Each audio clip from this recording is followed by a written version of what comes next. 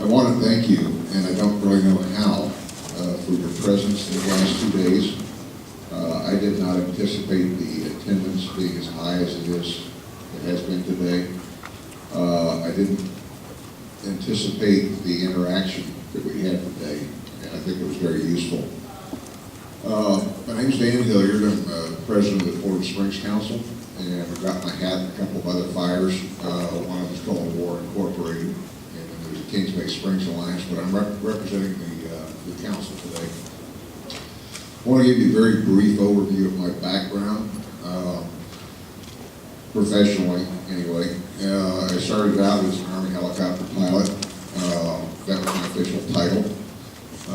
I excelled in the world, in the endeavor of being a target. And this was in Southeast Asia, of course. And I want you to hear what I say today in the context of what I refer to as performance standards, report cards, and the public trust. Later on in that career, I wound up as an accident investigator, which is truly a messy job. I did a short stint as a Treasure Coast on the east coast of Florida, Brevard and Indian River counties. I was a corporate pilot, and that was my day job at that time. Night job was a commercial fisherman in the Indian River Lagoon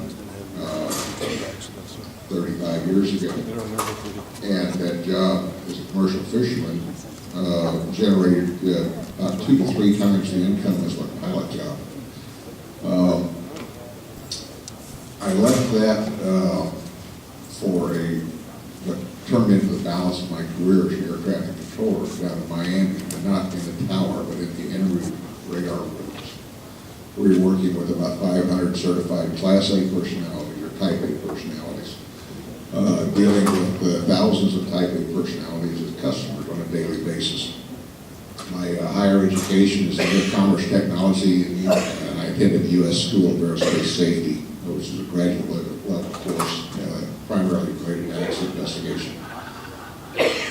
The early years of my life, and this affected me as time went on, because I didn't understand what was going on.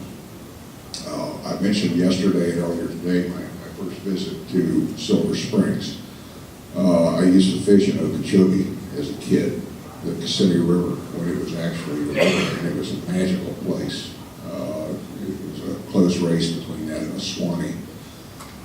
I lived in Key Largo in the time frame when Florida Bay collapsed and coral reefs started bleaching on the ocean side of the chain. I used to fish in Merrittville Pond, which is the small reservoir fed by Jackson Blue. And it was a magical place as well. You could go up and sight fish with bass in the shade of cypress trees and sandy bottoms. I took some friends there and sometime around 1986, 1987 for promising them just a wonderful fishing experience. When we got there and the lake was pea green and there was not a fish to be seen in that. It became almost like a hex. Every water body I touched turned to mud. And that's been the experience of my life. I retired in 2003 from the air traffic business and bought a house on the lower Withlacoochee River. And we had otters running amok in the yard all the time. We had very large lizards that would sun and bask on the carport. My wife didn't appreciate that. I did. And the shoreline birds, the water birds, stuff, they were abundant, and we have right now nothing. We have zip in that lower river. Folks, I'm pretty much tired of that. It goes to the foundation of why I'm involved in this process now. I want to try and give you an analogy about performance standards. When you're a pilot, if you make a mistake, you might get hurt, and your passengers as well. When you're a combat pilot, there are certain tactics and strategies that you apply to weight luck in your favor. If you just believe in luck, you're going to get equal doses of good and bad. If you pay attention to establish procedures, you can weight things heavily to your advantage. As an example, the last Huey flight that I took on my first tour to Vietnam, when I came back, when they got through counting the holes, there was 176 of them in the airframe. And there were 6 people on board, none of them bled. That's the good part of the luck. The fact that we didn't get shot down has to do with something else entirely. The point that I make with this, if you pay attention to operating procedures, establish tactics and strategies, you can prevail in the harshest of environments. Probably one of the biggest tests that I ever had in the air traffic business was 57 jets in a sector that had an average flight time of 6 minutes, all at the same time. And nobody got hurt. Nobody even got really excited except my supervisor. That is a job with very high performance standards, and I know you all appreciate that because you've probably been flying in a jet somewhere in your life. If you came in and out of South Florida anytime from 1976 on through 2003, your life was in my hand, almost certainly. If you make 2 little mistakes in the space of 2.5 years, you could lose your job. And I know that you all appreciate that. Very high standards, and those are administrative standards. The really high standards, the really high pressure comes from your peers, because when you screw up, there's going to be spillover into their sectors. They all know that, and they are very, very devout type A personalities. They want to thin their turf viciously. Having said all that, while the implications of the aviation business for malfeasance are potentially severe, the question I would pose, are there any less severe for resource management? I don't think they are. I look at the economic impact, the adverse economic impact. I look at guacamole and I go, that's not good. Does it affect you immediately? No. Does it affect your future? Absolutely. A fellow fell off a boat in the lower Withlacoochee just not too long ago. Got on an oyster shell. He was out by the estuary. He spent that night in an induced coma in a hospital in Orlando, stayed there for 3 days, and managed, with luck, to keep his leg. It was all over with. It was a flesh-eating bacteria problem that he got in. It happened that fast. And, I don't know if that's related to polluted waters or not, but cyanobacteria is. It's a big problem that goes with the guacamole. Today, we're here because we're all sitting around looking at the downward spiral of our waters and our future.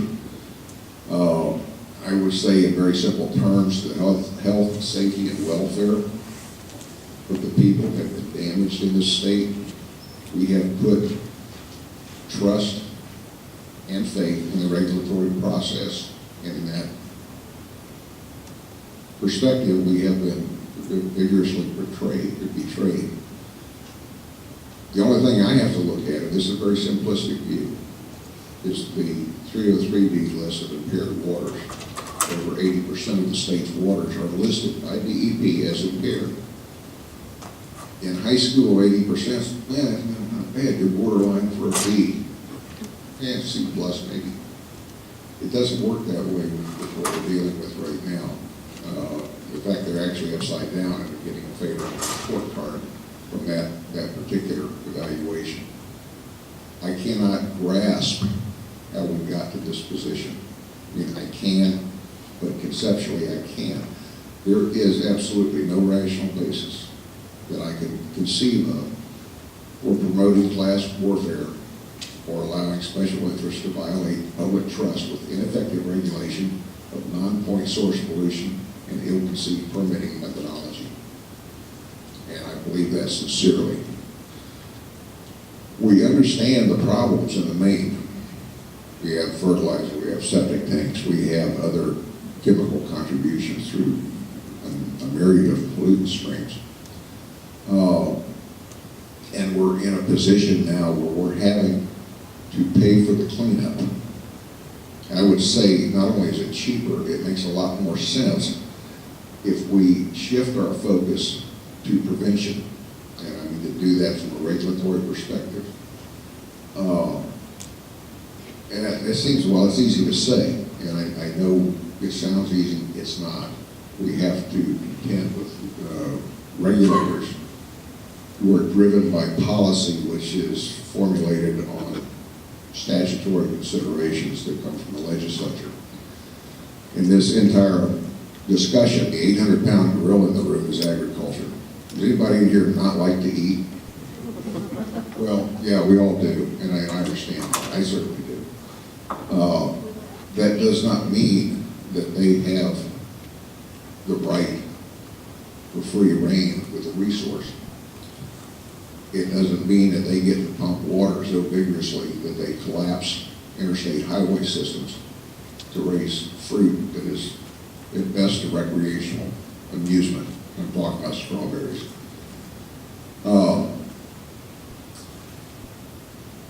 We have so much problem. We have so many problems with our water. And if you look, and I'm not attacking agriculture. Some of my best friends are in the ag business. They're farmers. They're cattlemen and so forth. The point I get at is the regulation of non-point source pollution. And this is where we fall down on our face as a people in this state. And the maintenance or regulation of that particular endeavor is largely ignored.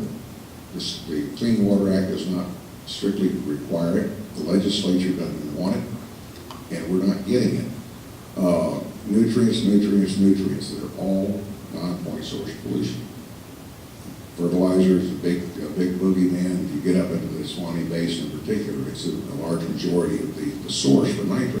I think the way I would characterize this, and as I prepare to close this, and it's very, again, it's simplistic, and that's my nature. I like to take the simple approach to these things. Politics have no business swimming in our water, none whatsoever. I'm not real clear about how to address that problem, but I know that the water districts have taxing authority. They are overseen by the DEP. I would like to think that the DEP had independent taxing authority and immunity from interference by the legislature if they had a very simple mandate to regulate our waters to the best benefit of all parties, and nobody else had influence on them beyond that. I'd like to think that we could get to a point where we don't have political influence, meddling, or interference or hindrance from other agencies in the pursuit of excellence, that they should have near absolute authority to develop effective science-based standards and practices. I will tell you all without any reservation whatsoever, I very deeply respect staff in these agencies. I have some problems with top-tier management, and I'm going to say perhaps the appointees, and this is where it gets muddy. I don't know exactly how to approach this, but it's something that I think the Springs Council might be able to develop in time, some strategies to approach that. In any case, and I won't belabor this, our current methods have failed, and I think we need to try something else. Thank you very much.